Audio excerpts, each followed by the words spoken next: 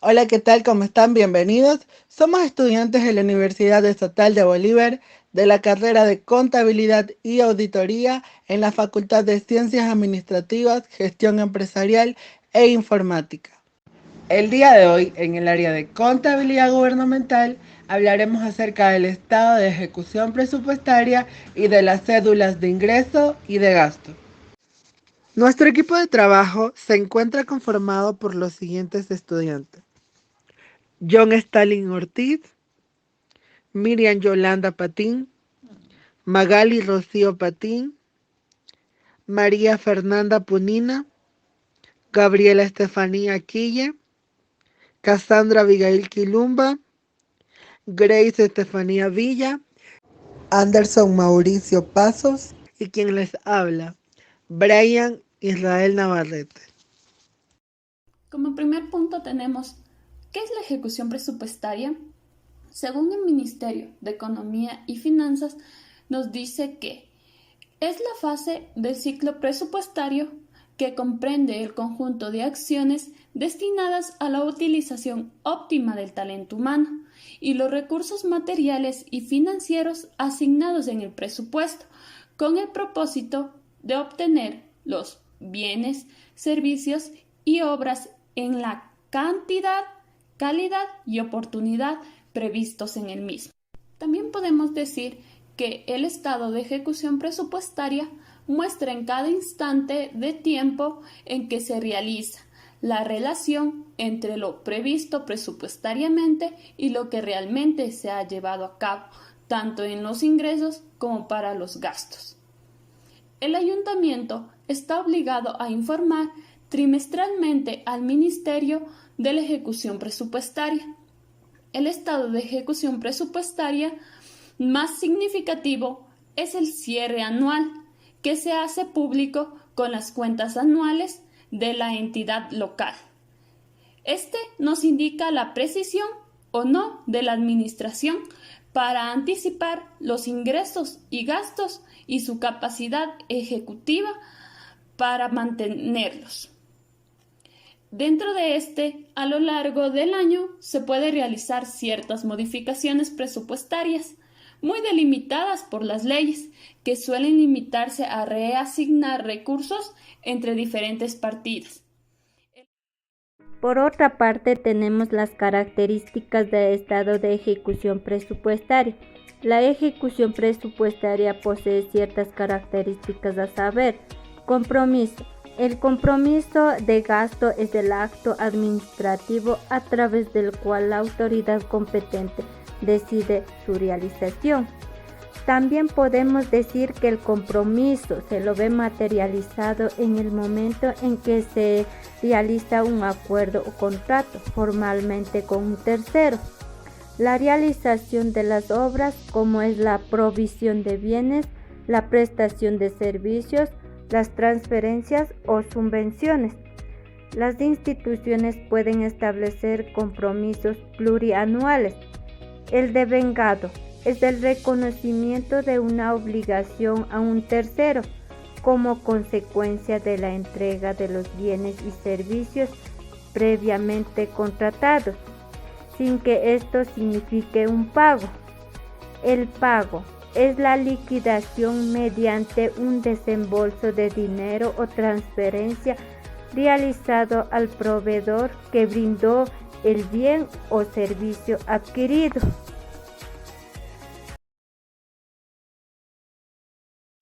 A continuación, hablaremos acerca de la estructura del estado de ejecución presupuestaria. Bien, en la siguiente imagen podemos observar cómo se encuentra estructurado el estado de ejecución presupuestaria.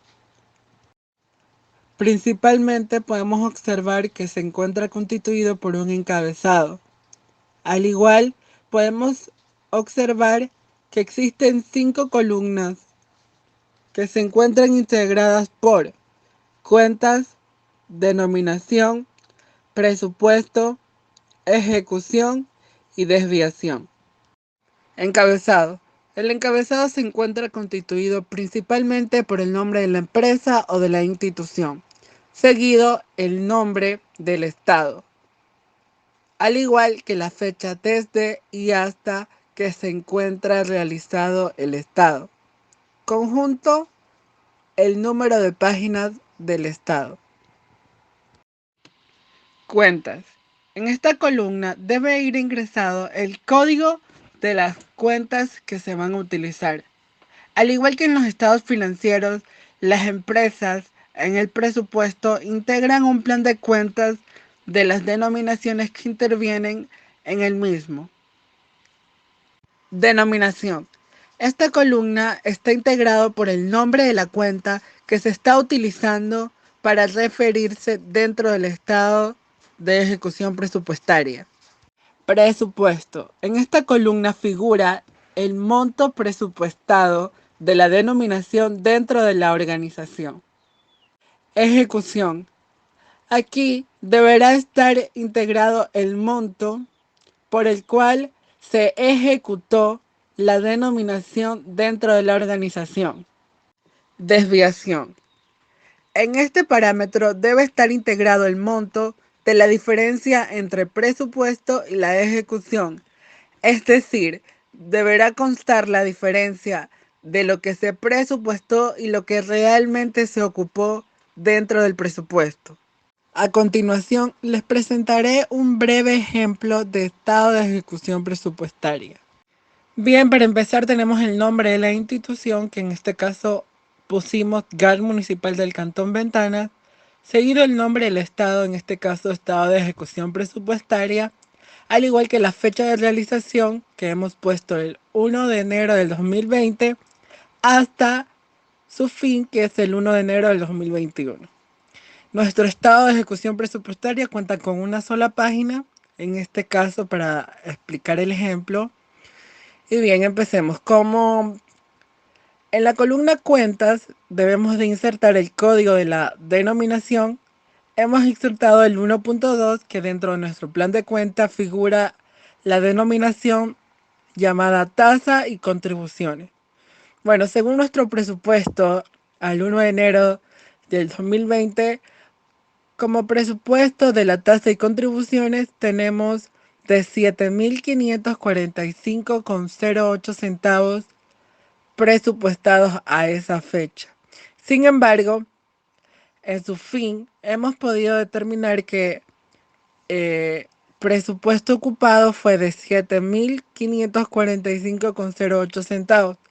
Es decir, el valor presupuestado fue el mismo valor que se ocupó, teniendo una desviación de cero, que en este caso viene a ser la diferencia entre presupuesto y ejecución. Bien, como segunda denominación tenemos ventas de bienes y servicios, la cual cuenta con su código de 1.4 previamente establecido en el plan de cuenta. El GAT municipal del Cantón Ventanas al 1 de enero de 2020 presupuestó esta denominación con un valor de $319.290. Al igual que en su final, se pudo determinar que el monto utilizado fue $287.940, obteniendo una desviación de $31.350 debido a la diferencia de lo presupuestado y lo que realmente se utilizó.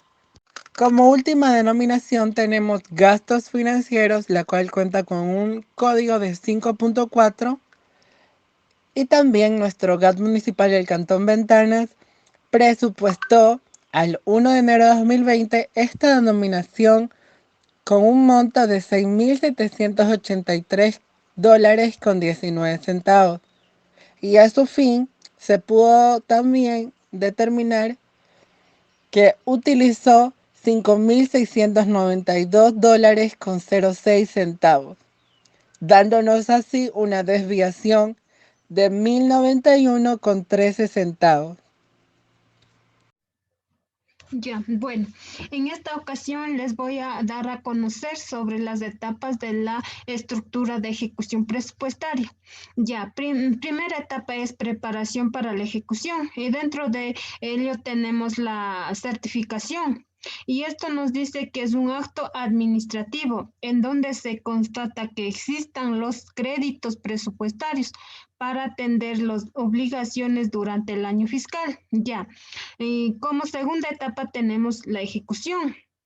Y dentro de ello encontramos 4 subetapas. Primera subetapa es compromiso anual.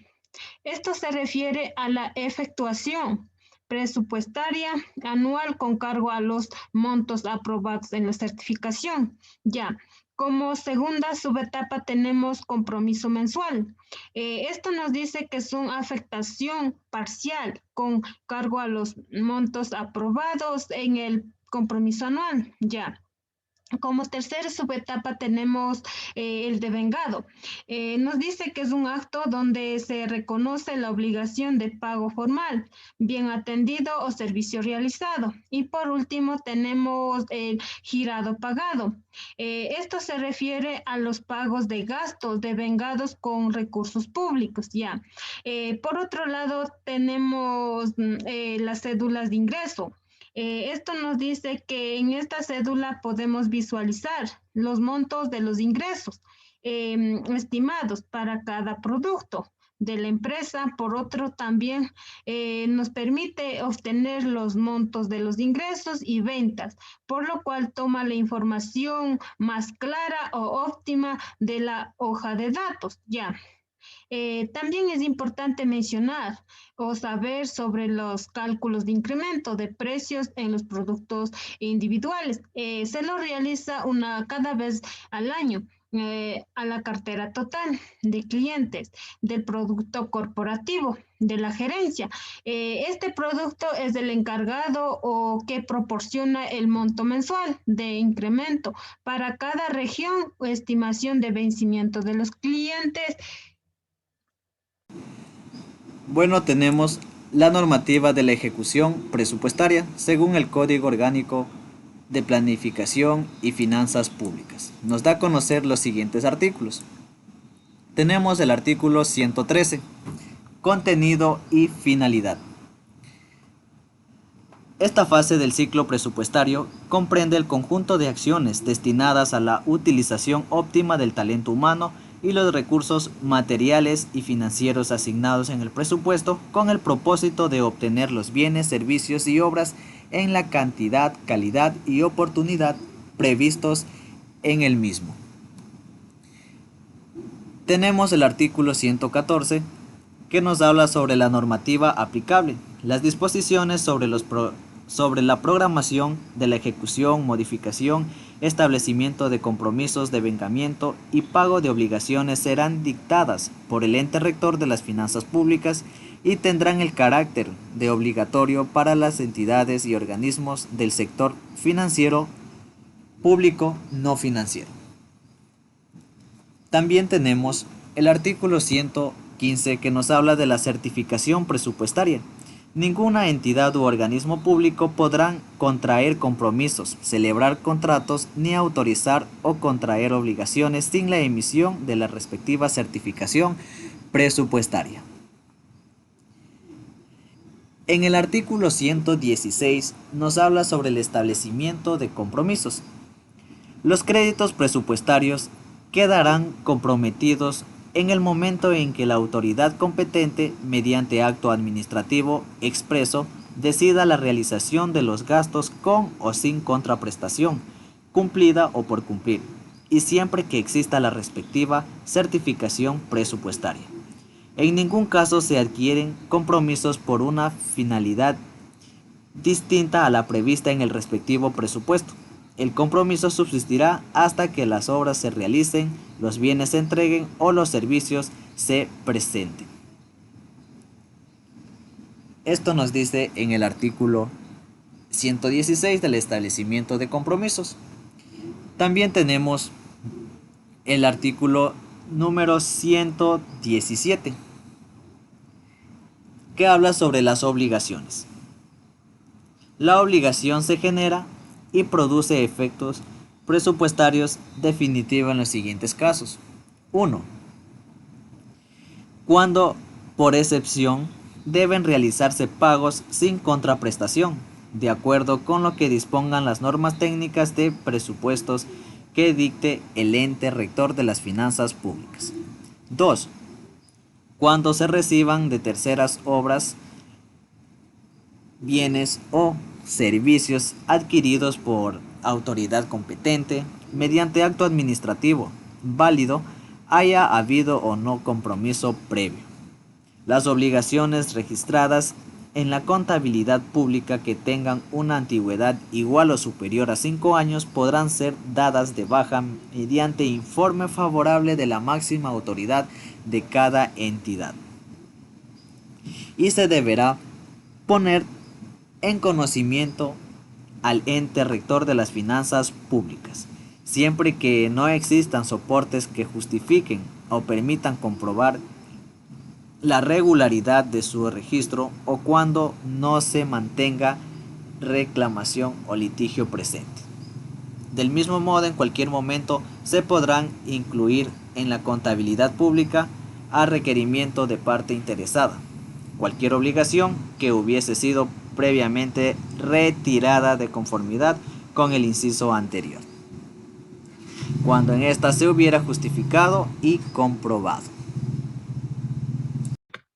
A continuación vamos a explicar el artículo 118, modificación del presupuesto general del Estado por el ente director de las finanzas. Nos dice que el ente del rector de las finanzas públicas podrán modificar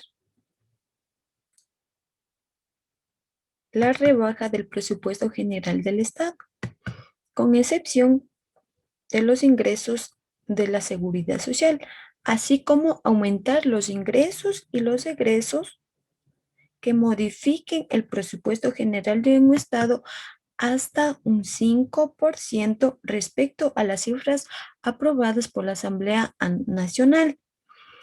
Por ende, los incrementos se computen en casos y en excepciones de las diferentes entidades de las finanzas públicas.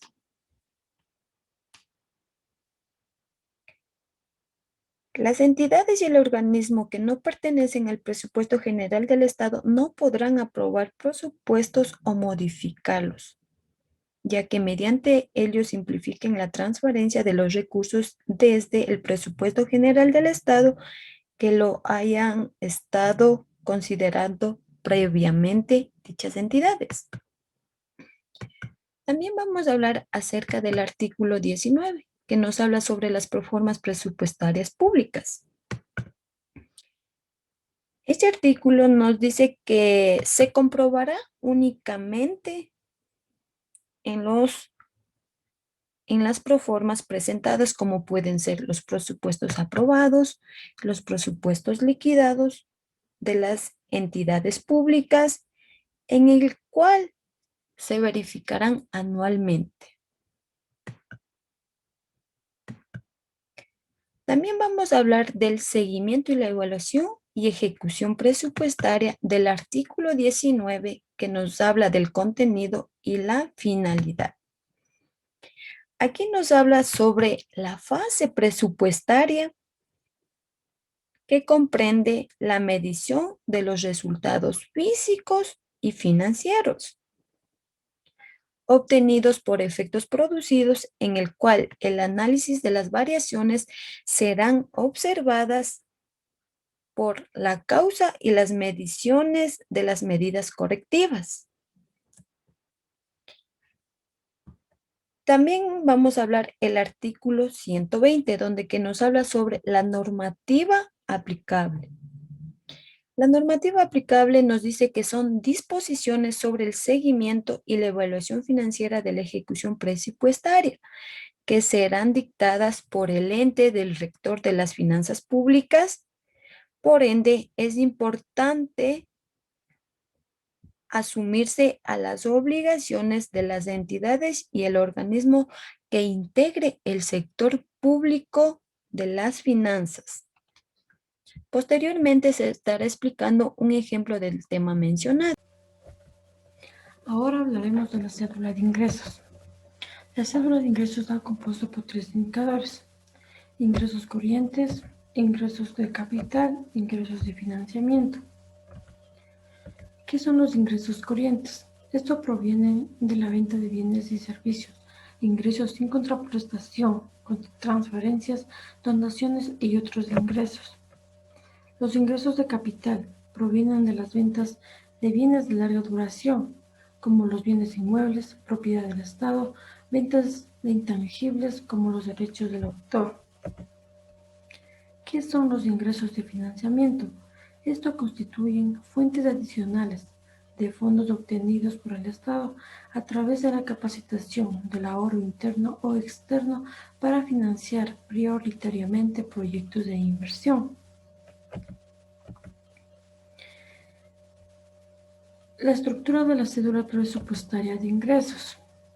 Como podemos visualizar aquí en este cuadro, está compuesto por partida, denominación, asignación inicial, reformas, codificado, devengado, cobrado, saldo por devengar y saldo por cobrar. Vamos a dar a conocer cada una de ellas. ¿Qué es la partida?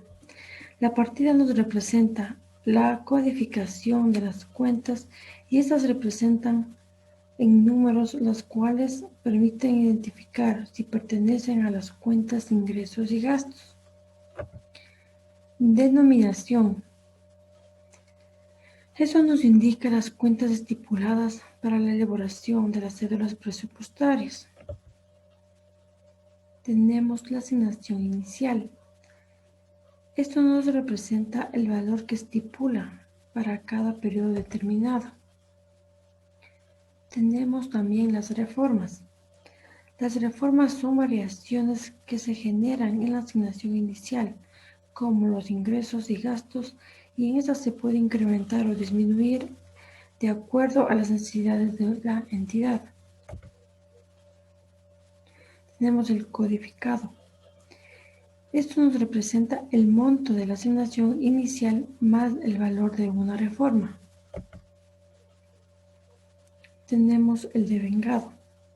Esto es el reconocimiento de una obligación. Tenemos el cobrado. Esto es definitivamente ingresado a la institución. Y tenemos el saldo por devengar. Este saldo por devengar es el resultado de la asignación codificado menos el devengado. Y por último tenemos el saldo por cobrar. Esto es la diferencia del codificado menos el cobrado. A continuación les mostraremos un ejemplo sobre la célula presupuestaria de ingresos de una empresa pública municipal de agua potable y alcantarillado. La estructura de la célula presupuestaria se basa en la partida donde se coloca el ítem presupuestario. En la denominación es de cada ítem presupuestario que se ha colocado en la partida. En la columna de datos que va a la asignación inicial, directamente va el presupuesto aprobado. En la reforma, por si de pronto se necesita un incremento o disminución a esta asignación inicial, como podemos observar aquí en la reforma no tenemos ninguna cantidad base que que la empresa pública no ha necesitado ningún incremento ni una disminución. En la codificación, que es el resultado de la asignación inicial más la reforma, que tenemos una cantidad de 2.500. En el devengado de los ingresos es todo lo que se ha registrado como derecho a cobrar. Como obtenemos aquí el cobrado, tenemos la misma cantidad que el devengado. En el cobrado, que es el efectivamente ingresado a la institución, obteniéndose un saldo por devengar, aquí tenemos que restar la codificado menos el devengado, que obtenemos un saldo de $60. En el saldo por cobrar, que es la diferencia entre el codificado menos el cobrado, tenemos un saldo por cobrar que tenemos igual de $60. Al terminar todo este proceso, debemos de saber que tenemos que obtener los totales de cada uno, tanto de la asignación inicial como de la reforma, del codificado, del devengado, del cobrado, del saldo de devengar y del saldo por cobrar.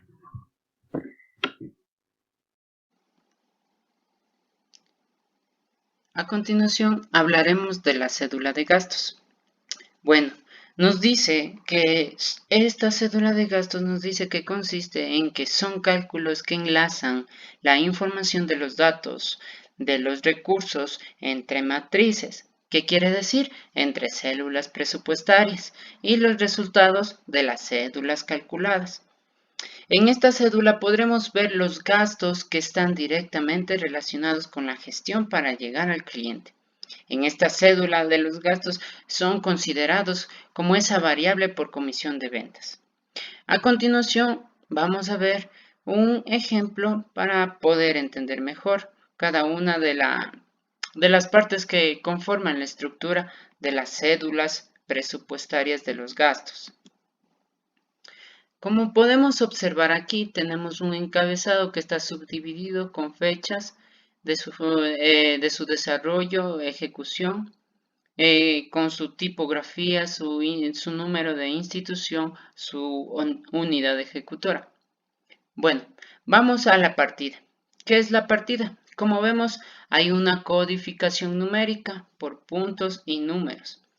Nos dice que estas partidas representan la codificación de las cuentas y está representadas en números los cuales permiten identificar cada una de las cuentas, las cuales pertenecen tanto a ingresos o gastos, como en este caso lo estamos viendo, estas son todas las cuentas que pertenecen a los gastos y están codificadas con el primer número que es 5, 7 y 8. A continuación, vamos a ver la denominación, que nos dice que, como vemos aquí, está el nombre en sí de la cuenta. Y nos dice que este nos indica las cuentas estipuladas para la elaboración de las cédulas presupuestarias. Ya, a continuación tenemos la columna de asignación inicial. Esta es la que nos indica o representa el valor que se estipula para un periodo determinado, que conforman la estructura de las cédulas presupuestarias de los gastos. Como podemos observar aquí, tenemos un encabezado que está subdividido con fechas de su desarrollo, ejecución, con su tipografía, su número de institución, su unidad ejecutora. Bueno, vamos a la partida. ¿Qué es la partida? Como vemos, hay una codificación numérica por puntos y números. Nos dice que estas partidas representan la codificación de las cuentas, representadas en números los cuales permiten identificar cada una de las cuentas, las cuales pertenecen tanto a ingresos o gastos, como en este caso lo estamos viendo, estas son todas las cuentas que pertenecen a los gastos y están codificadas con el primer número que es 5, 7 y 8. A continuación, vamos a ver la denominación, que nos dice que, como vemos aquí, está el nombre en sí de la cuenta. Y nos dice que este nos indica las cuentas estipuladas para la elaboración de las cédulas presupuestarias. Ya, a continuación tenemos la columna de asignación inicial. Esta es la que nos indica o representa el valor que se estipula para un periodo determinado, lo que se estipulan. Las reformas son esas variaciones que pueden tener o que vayan a tener. Como vemos en la mayoría de cuentas no hay muchas variaciones, pero podemos observar que en las cuentas, solo en cuentas, por ejemplo, en este caso, de inventarios fijos, de materiales de impresión, mobiliarios y máquinas, hay cierta varianza. Entonces, nos dice que las reformas son esas variaciones que se generan en la asignación inicial, tanto como de ingresos y de gastos, porque son muy similares las cédulas presupuestales de los ingresos y de los gastos, pero en este caso nos estamos enfocando en la cédula presupuestal de los gastos. ¿Y qué nos dice? Que estas son las que pueden incrementar o disminuir, como vemos en este ejemplo. de acuerdo a las necesidades de la entidad. ¿Ya? A continuación vamos con la siguiente columna que vemos aquí, que tenemos ese codificado. ¿Ya? Y como podemos observar, representa exactamente esa asignación inicial, pero a diferencia de la asignación inicial, podemos observar que para sacar el codificado tenemos una fórmula, la cual nos dice que el codificado es el resultado del monto de la asignación inicial más el valor de la reforma. Como podemos ver, en las reformas la mayoría de las cuentas no tienen mucha variación, pero solo ciertas cuentas tienen cierta variación. Por eso en el codificado varían, cambian. ¿Ya? Entonces, a continuación vamos a ir por el devengado. Tenemos una columna llamada devengado. Vamos a esa columna devengado. Ya, ¿qué nos dice? Es el reconocimiento de la obligación. ¿Ok? Entonces nos dice que aquí se reconoce cuánta es la obligación que está comprometida. Y por eso tenemos aquí en conformidad con la columna de compromiso.